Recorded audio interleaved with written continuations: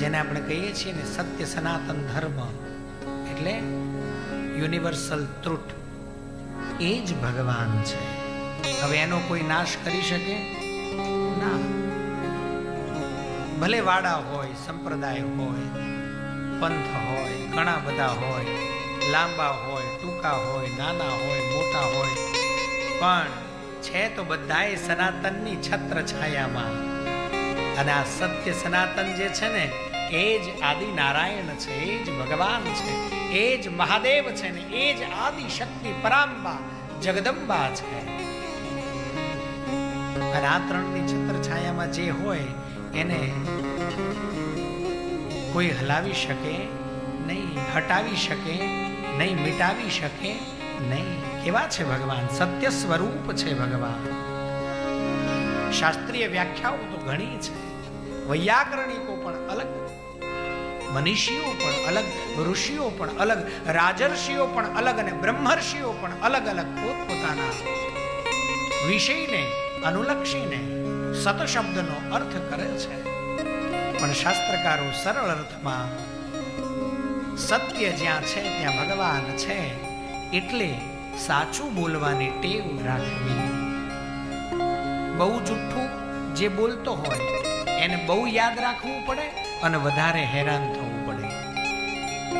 હોશિયાર માણસ તરત પકડી લે. હજી હમણાં તો તમે આમ કીધું અને હવે આમ કહો છો.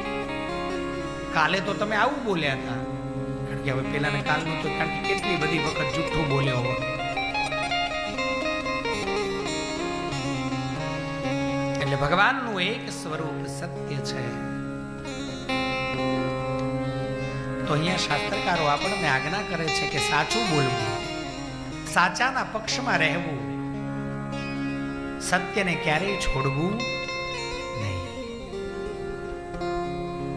વ્યાસજી કહે છે ભગવાનનું બીજું સ્વરૂપ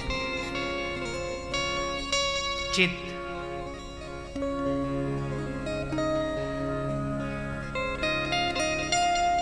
ધ્યાન ધરતું ધ્યાન ધરતું ધ્યાન ધરવું.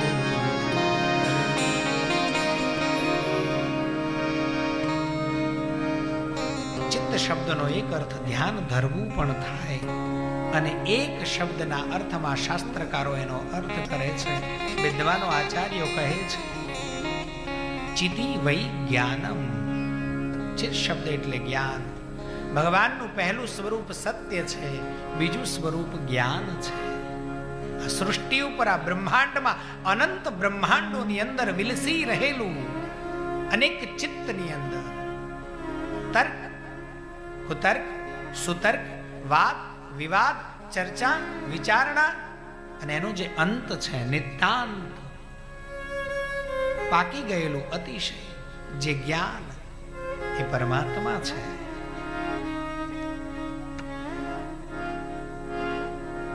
અને ભગવાનનું જે ત્રીજું સ્વરૂપ છે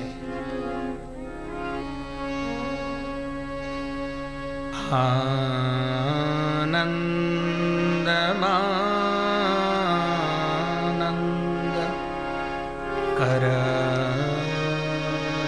પ્રસન્ન. એક એવી અવસ્થા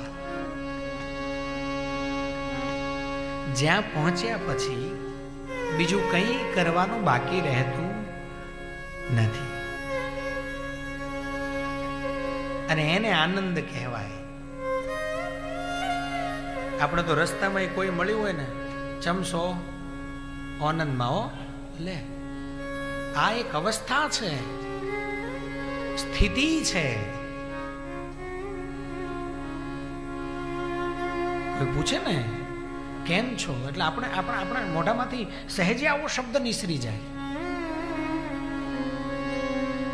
આનંદમાં આનંદ સ્થિતિ પરમહંસોને પ્રાપ્ત થાય છે, સિદ્ધ ગણોને પ્રાપ્ત થાય છે.